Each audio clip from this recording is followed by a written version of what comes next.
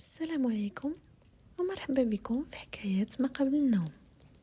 لا تنسوا الضغط على زر الاشتراك في القناة تشجيعا لنا لإعطاء المزيد. كان يا مكان حتى كان في دوار بعيد وسط جبال الأطلس كانت عايشة واحد البنت طيبة سميتها نورا. الناس كيعرفوها غير بمولات النية. هاد البنت اللي كانت زوينة وبريئة عايشة مع والديها في دار متواضعة، وكانت فرحتها كبيرة بالحياة البسيطة اللي عايشاها. واحد النهار جا عند باب دارهم واحد الحطاب لابس جلابته القديمة وحافر رجلين. كان شكله بسيط لكن كلامه كان معسول. وقف قدام والد نورا وقال ليه: السلام عليكم سيدي، جاي نخطب بنتكم.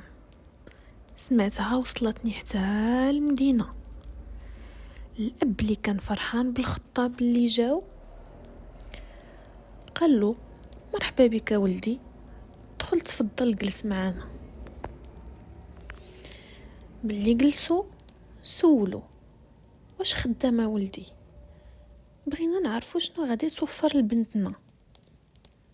الحطاب اللي كان معروف بالكذب ديالو كح شوية باش يعطي المصداقية لكلامه وقال: أنا تاجر كبير وعندي تجارة في السوق وعندي الخير والبركة، بغيت غير مرة تعمر لي الدار وتفرحني.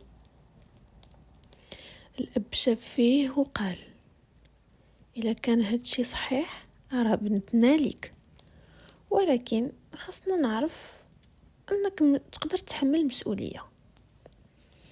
الأم قالت لبنتها: يا بنتي، أهم كتوبك جا، رجلك تاجر كبير وغادي يعيشك في الهنا. نورا بحكم طيبتها ونيتها وافقت بلا نقاش وتزوجت بالحطاب. في الايام الاولى الحطاب بدا كيوكلها غير الخبز والزيت. نورا كانت راضيه، ولكن بعد مده قالت ليه وهي جالسه معاه وسط العشاء: راجلي، راه قلبي تشهى اللحم، واش ممكن تجيب شويه؟ الحطاب شاف فيها وابتسم واحد الابتسامه مصطنعه وقال: مولاتي، غدا غادي نشري لك احسن اللحم. فرحات نورا وباتت ليلتها هي تحلم بالشهوات اللي يطيبوا باللحم. فقت الصباح وفايقه فرحانه ودعات راجلها باش يمشي يخدم، وبقات تسنى غير فوقاش يرجع. لكن الحطاب ملي رجع كانوا يدو خاويين. قاتلو: فين هو اللحم؟ جاوبها: كنت باغي نشريه ليك، ولكن فكرت في حاجة ما أحسن ليك. نورا استغربت وسولاتو: أحسن من اللحم؟ شنو هو؟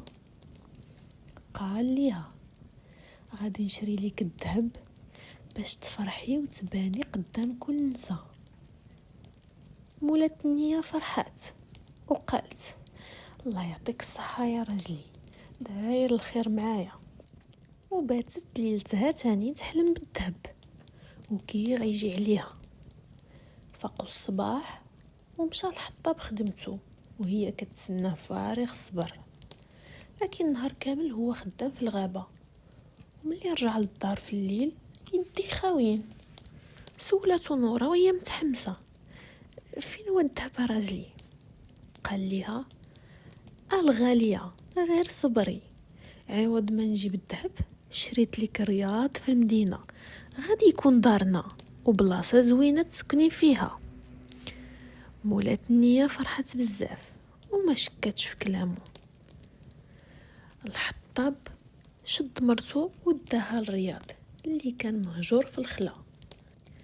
كان رياض كبير لكن مظلم والريح كتصفر فيه. قال ليها: ها هو رياضك، ديما كنت باغي نعطيك بلاصة تليق بيك. مولات النية فرحات، ولكن ملي دخلات وبدات كتحس بالخوف من السكات الغريب. طلبات من الحطاب: راه الرياض كبير بزاف، خاصنا خدامه باش تعاوني في تنظيفو. الحطاب قال ليها: غادي نجيب لك خدامه غدا، دابا غير سيري ارتاحي. ملي مشى الحطاب، مولات النية بقات بوحدها وسط الدار وبدات كتنظف. لكن في وسط النهار خرجت عليها الجنية اللي كانت ساكنة في الرياض. كان شعرها منكوش وعينيها كيضويو في الظلام. جنية غوتات بصوت قوي وقالت: هادي داري وانتي غريبة، شكون عطاك الحق تسكني هنا؟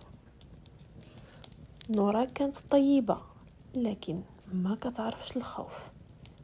شافت فيها وقالت: لا، الا كنتي الخدامه اللي جابها راجلي خاصك تبداي خدمتك، بركه من الهضره. جنيه تصدمات حيت قانون قبيلتها كيقول ان الجنيه تولي عبده لاي انسان ما يخافش منها. حنات راسها وبدات تخدم، تنظف الدار وتوجد الماكله.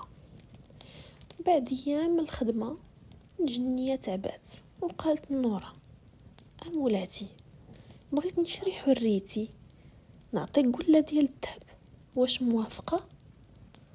مولات النية وافقات وخدات الذهب وشرات فراش جديد وجابت الخدم، ولا عندها الرياض زوين بزاف.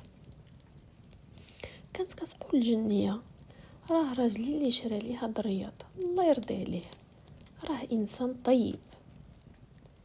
جنيه ضحكات وقالت: مولاتي، راجلك كذاب، انا غادي نوريه ليك على حقيقته. في العشاء ديال هذيك الليله جنيه قررت تنتقم من الحطاب. ملي دخل الرياض خرجت عليه وصرخات صرخه قويه. الحطاب تفاجأ وحاول يهرب، لكن الصرخه كانت قاتله. الحطاب توفى والدم الامانه امنته. نورا بقات في الرياض.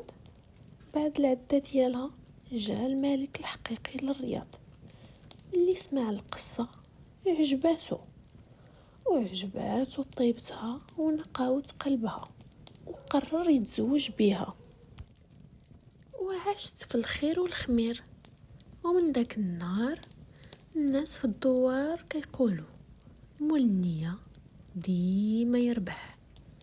وهنا يا سيادي تسالات حكايتي.